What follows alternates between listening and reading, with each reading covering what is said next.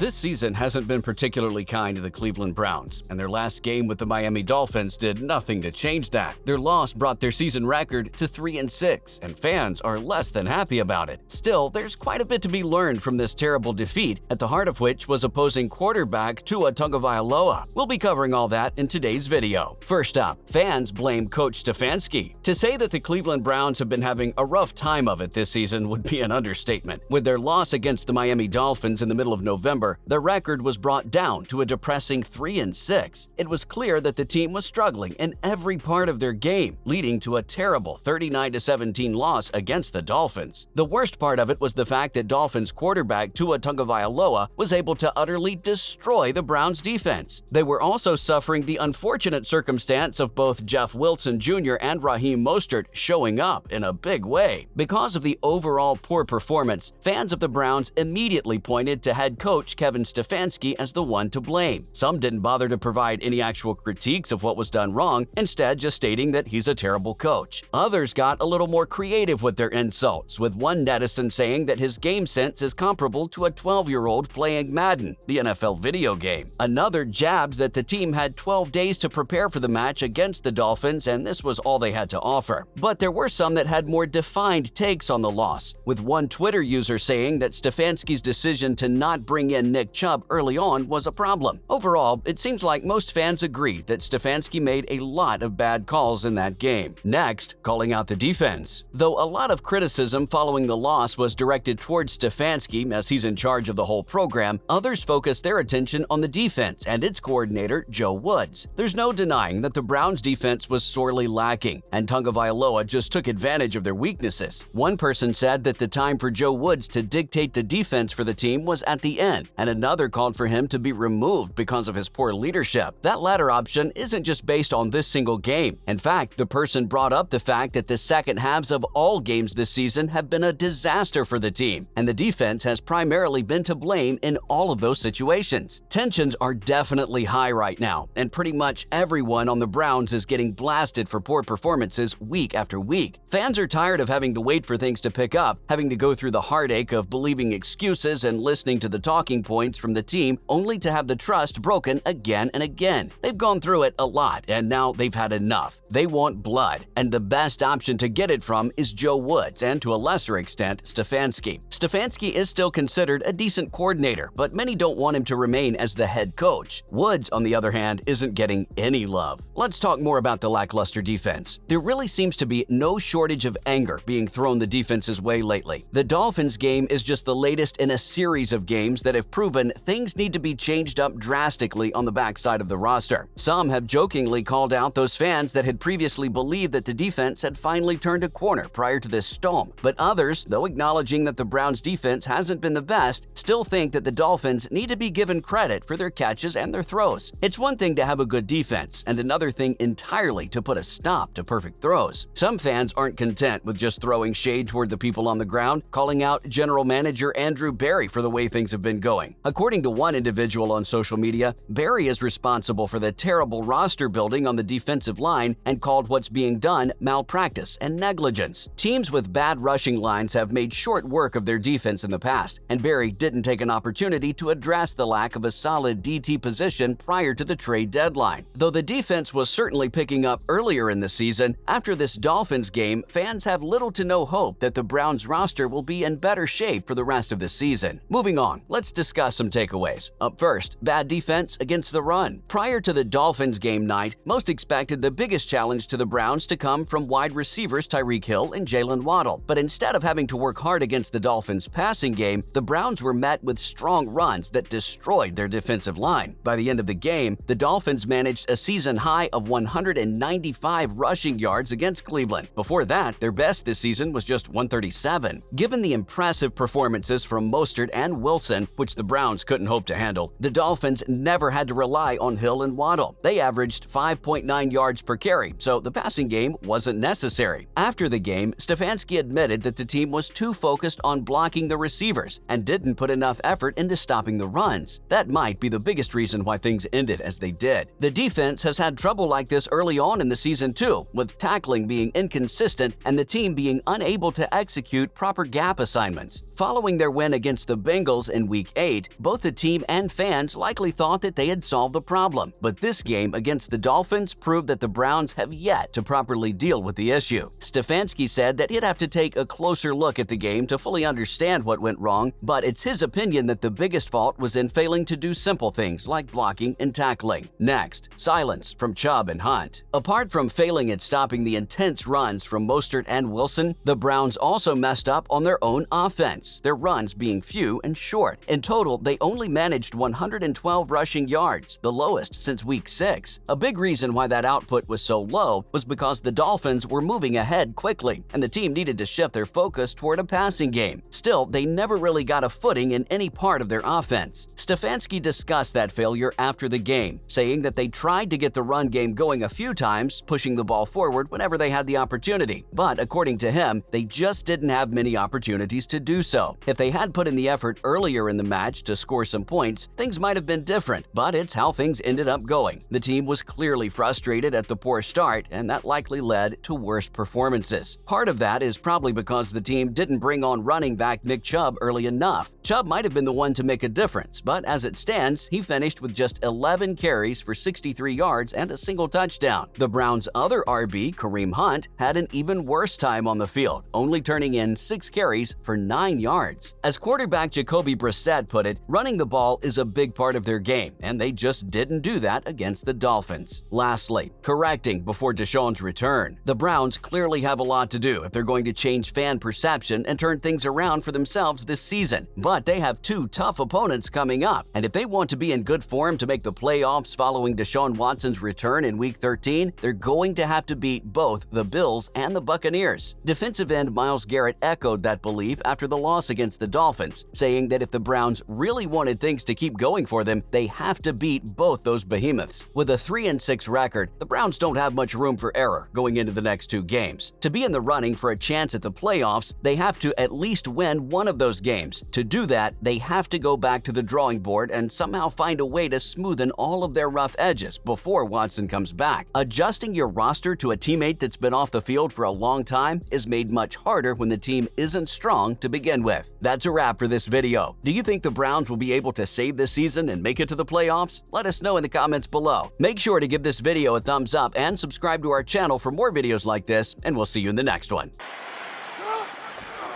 Oh, fumbled it. Oh! And that's why the review is so... 60 minutes versus a good football team is hard, so we played extra. But it was a great team win. We played a terrific first half, 2nd and 11. Flacco drops back, has time, throws. Well, I think we win and lose as a team, and that's the truth.